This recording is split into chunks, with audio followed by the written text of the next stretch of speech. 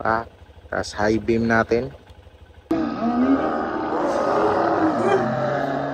Yun mga katiktik, ito pala ang ilaw na ipapalit natin sa ating CRF. Ito ay nabili natin sa online. Ito ang tinatawag na LED projection headlamp. So yan, ang kailangan natin dito mga katiktik is tanggalin natin tong tornilyo dito sa headlight. Yan, nakita nyo naman, gagamit tayo ng Allen wrench. Yan. So gagamit tayo dyan, at dahil wala tayong cameraman ay tayo lang ang magbibideo dito. Yan, ganyan lang mga katiktik. Sa pati kabilaan po yan mga katiktik. Ayan, so yan po yung tornilyo nya. So ito na yun, natanggal na natin mga katiktik. Yan o. Dahil binitawan ko yung camera, wala kasing wala tayong taga video. So yun, shortcut na lang tayo. Ito lang dalawang tornilyo ang kailangan nating tanggalin. Tapos isunod na natin yung headlight. Ayan o. Tatanggalin lang natin yan. Meron kasi ditong mga katiktik, naka-clamp sa ilalim, kaya kailangan nating sikwatin. Yan, papakita ko sa inyo mga katiktik. Lapit natin yung camera at ipapakita ko sa inyo. Yan, itong lock na to, yan yung kailangan natin sikwatin para matanggal. Yan, kabilaan po yan mga katiktik. Yan, sa kabila din. So kailangan lang natin gumamit, ang ginamit ko dyan ay Phillips screw lang. Phillips screw pala mga katiktik, sorry. Kasi yun pala yung tamang tawag doon, Phillips screw. Yun yung ginamit ko dyan. O kahit ano naman na mahaba na pwede mong gagawing pang sungkit dyan o pang sikwat para matanggal yung lock. Dahil yun lang naman yung nakakapit sa kanya. Dalawang tornilyo at itong lock dito sa baba. So yun lang. Natatanggal na natin yan dahil wala na yung lock na sungkit na natin. Ayan o. Ayan, nakita nyo naman o. Next step mga katiktik is tanggalin natin tong wire. Ayan o, yung may kulay blue, green, and white. Yan. So ito palang video na to mga katiktik, ituturo ko na din sa inyo kung paano natin lagyan ng switch. Dubli-dubli na to mga katiktik. Paano palitan yung ilaw at paano lagyan ng switch ang ating CRF. Dahil pag open mo ng susi is umiilaw agad yung low beam nya. So yan, kailangan natin tong pindutin ang mga gilid niya mga katiktik para matanggal natin ito sa kanyang headlight lamp. Yan, ito. Yan, natanggal na. So may isa pa tayong tatanggalin, yung sakit doon na kulay puti. Yan, ito dito mga katiktik sa gilid. Kaso nga wala tayong cameraman. Yan, ito. Yan, hindi kasi kaya ng isang kamay lang eh. Yan, ito kailangan nating itulak to. Tulak tapos hatakin natin para matanggal. So yun nga, di natin natatanggal kasi wala tayong cameraman. Lapag ko muna yung cellphone at yun, update na agad is natanggal na natin mga katiktik yung headlight natin ng ating CRF. So again, tuturo ko din sa inyo kung paano ito i-wiring, alin yung wire dyan na dapat natin putulin mga katiktik. At syempre yung ginamit natin na switch na nabili din natin sa online is yung waterproof, para kahit maulan ay hindi tayo mangamba na mabasa ito mga katiktik. Mamaya ipapakita ko naman yun sa inyo mga katiktik, ang wiring. At ito na nga pala yung ating domino switch. So domino po yung pangalan yan, sponsored yan mga katiktik ni Endurotech Venture. Siya yung naka-order niyan. Ang off niyan nasa gitna. Yan. Yun mga katiktik, dahil umulan nalipat tayo ng pwesto. At ito na yun mga katiktik, yung natin, wire ng domino na nabili. Domino na switch, power switch na waterproof. So ito yung yung headlight natin. Ito yung yung tawag nito, yung wiring nya. So sakit blue, green at saka white. So poputulin natin dito mga katiktik ang sa low beam. So ang low beam ng natin, tingnan natin yung ilaw kung saan yung low beam. Mayroon namang nakalagay dito. Ayan o, ELH. So yung nasa taas yung low beam. Ang puputulin natin doon na wire mga katiktik is itong white. Yun yung sa taas eh. Yun yung sa taas. Yun yung dito. So ito yung low beam. Diyan tayo magtatap mamaya mga katiktik. So dahil nakalimutan ko magdala ng tester, naka-ready sana kaso nakalimutan, ang gagawin natin is mag trial and error tayo dito. balatan natin to lahat pare-pareho at testing natin. So yan mga katiktik, putol na yung white na wire. So dyan tayo mag-connect dito sa ating switch. Ayan, yung domino switch natin. Ayan, yung off yung gitna. So gusto ko dyan, tatry natin kung taas tsaka baba mag-on siya. So yan mga katiktik, ang ating wire, diba yung sa domino natin na switch, yung blue connect natin dito sa sa white, tapos yung black black at saka brown na to o black tsaka brown dito natin sa kadugtong yung white.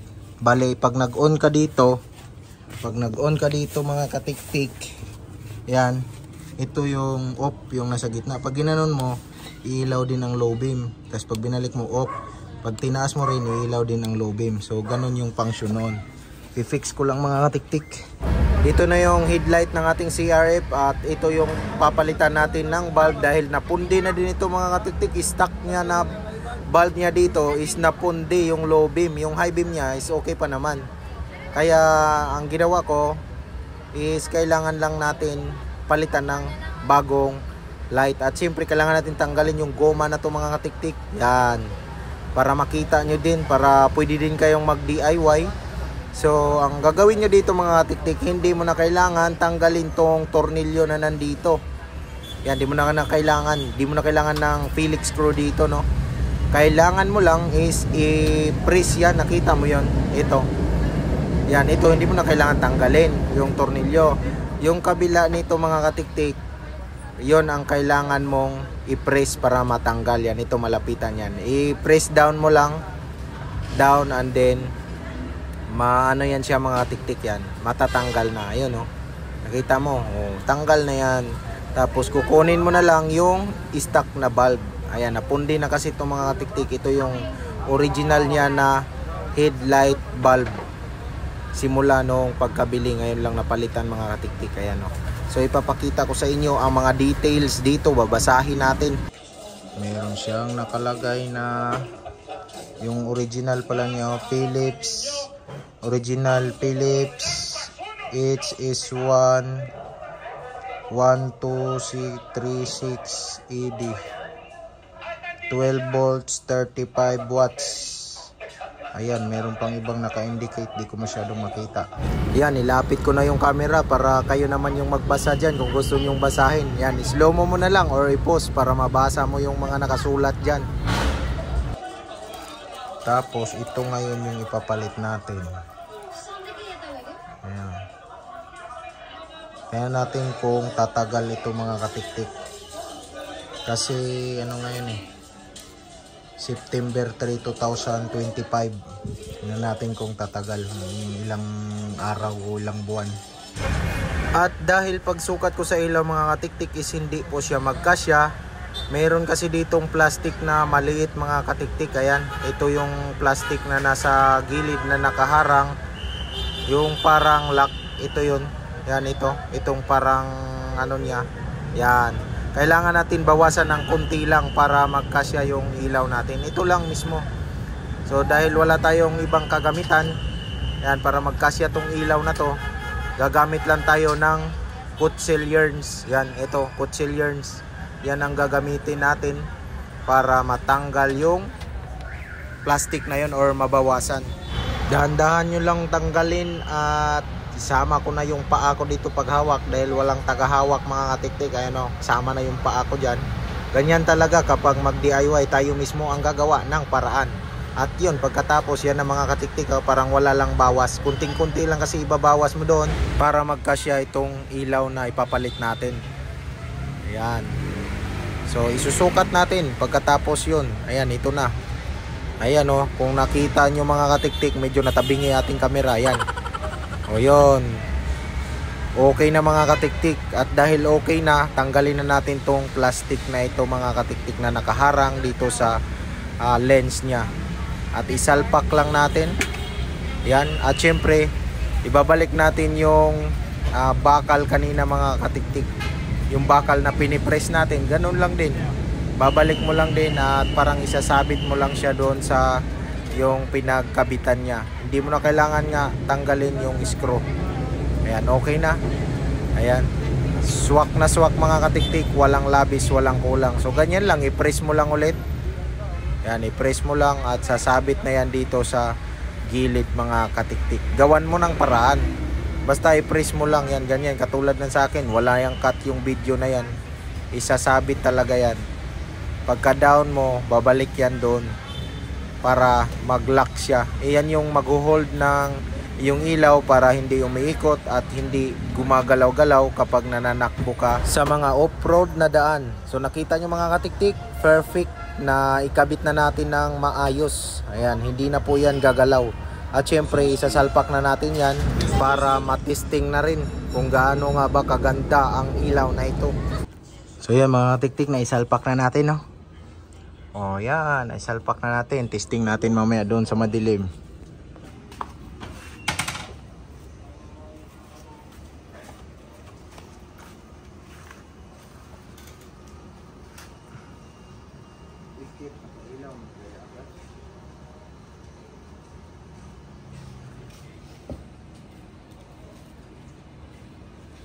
Latos oy. Dili ka.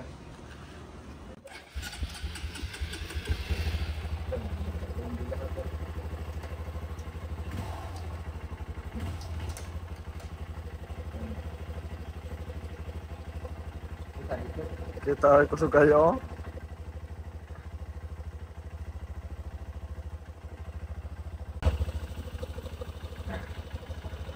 Yan mga tiktik, walang ilaw o ng ilaw. Shhh. So kakusog. High beam. So kakusog.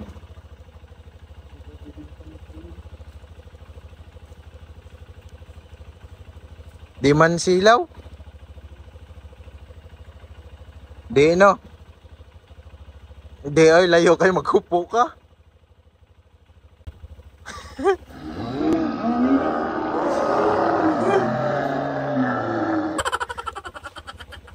Ayan o. So ayun mga katiktik oh. So yun mga katiktik, naikabit na natin ang ating headlight. Yan. Switch natin na domino. Tapos high beam natin. Wow.